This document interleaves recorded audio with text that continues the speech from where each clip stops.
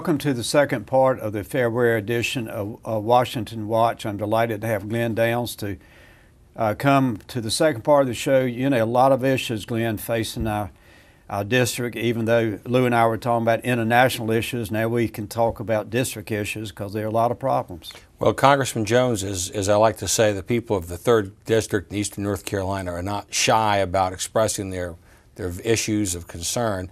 And strangely enough, or perhaps not strangely, some of the issues you and Mr. Fisher were just discussing hit home there in eastern North Carolina with obvious military presence, and the military families, the veterans are concerned about war powers, about the international situation, and the eastern North Carolina will pay a higher price than a lot of other places in the country in the event of a deployment. So I'd like to ask you about, following on one of the issues you were discussing, and about war powers. You know, all of this business with ISIS, you can be traced back to the deposition of Mr. Saddam Hussein there in Iraq. And one of the things that you are been on television fighting for is release of some information about how it was we came to get involved in that second Gulf War, and some of the people that we were involved with there. The part is classified. Can you talk a little bit about that? Glenn, yes. The 9/11 report, that was the Senate chair was Bob Graham from Florida, who's now retired, and the House chair was Portegas, who's also now retired. They came forward when they were active in the House and the Senate with a 9/11 report. They had a commission of House members, Senate members.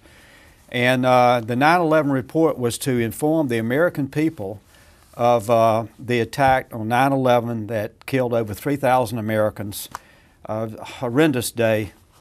And the report was sent to the administration at that time, the George Bush administration, and they review the report before it becomes public. They at that time decided that 28 pages needed to be classified. I, along with several colleagues, I've read the 28 pages. They're still classified.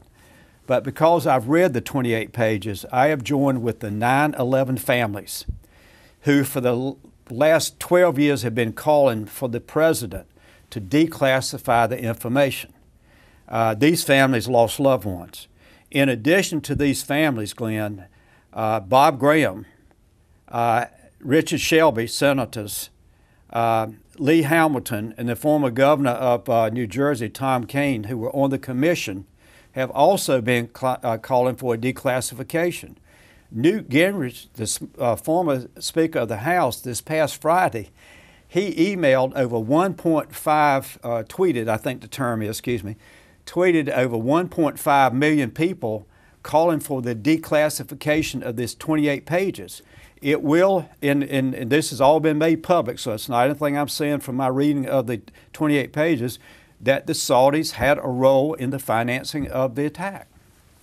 Well, the reason I'm bringing that up here today is that some of these same players that were involved in the rationale for us getting involved in the Middle East on this round, now going on 20 years ago, are also involved today. So how can Congress make an intelligent, rational decision, and how can the people, the American people, judge Congress's decision-making on this potential use of going back into the Middle East in a very serious way yet again, without having access to that information that you and others have seen and have been widely reported on to be implicating some of the people who are agitating for the U.S. to go back to the Middle East yet again?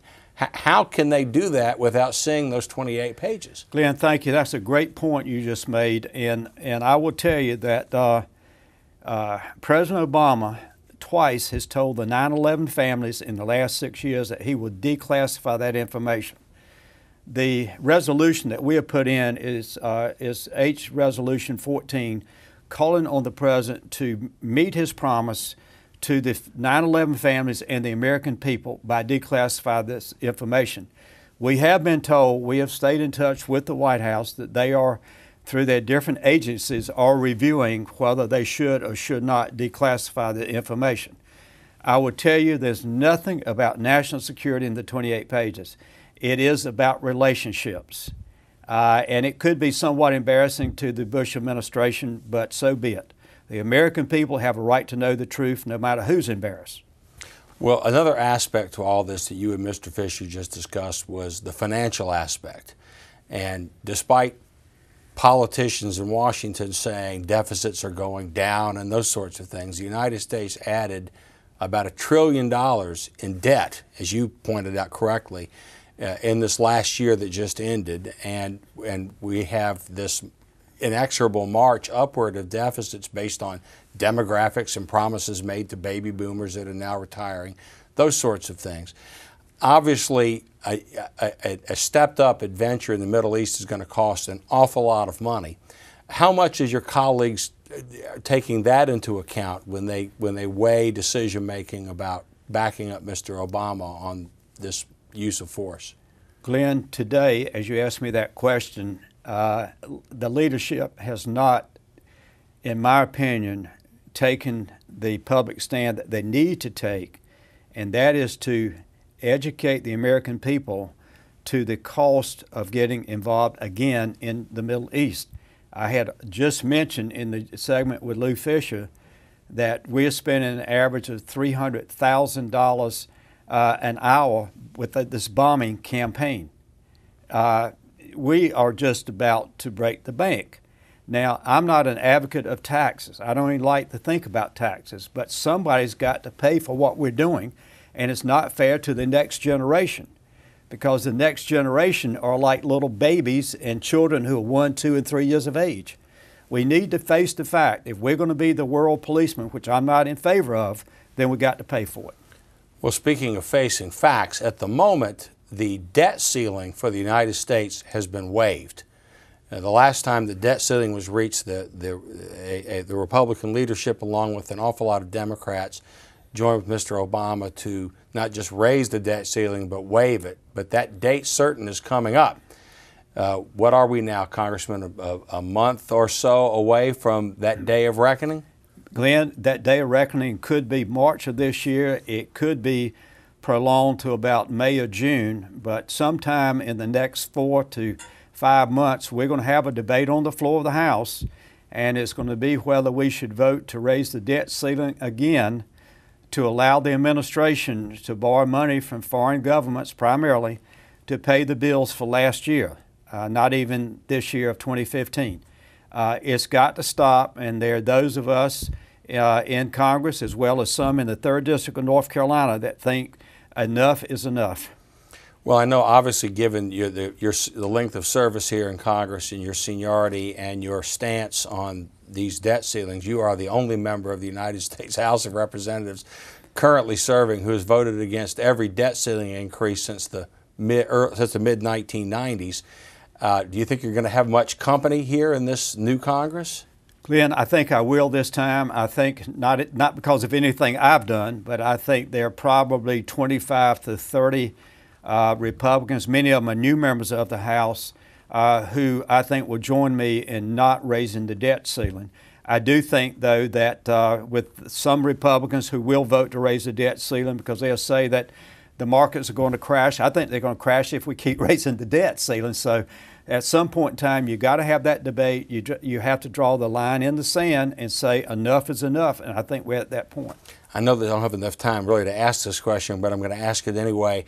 There's a vote that's going to be coming up shortly where Congress is going to be asked to waive its constitutional authority on and to have a say on trade agreements and give President Obama fast-track authority to negotiate a trade agreement that Congress can't have a say in one way or the other except up and down. How are you planning to vote on that, and what do you think is going to happen? I will vote no, because I think that all we're doing is sacrificing our sovereignty and our constitutional rights, so I will vote no. I want to thank Lou Fisher. I want to thank Glenn Downs for being on this show today. I hope that you have found it as interesting as I have found it. And I want to thank you for taking the time to watch this show. And all of our men and women in uniform, thank you for your service to our nation, and may God continue to bless you, and may God continue to bless America. Thank you.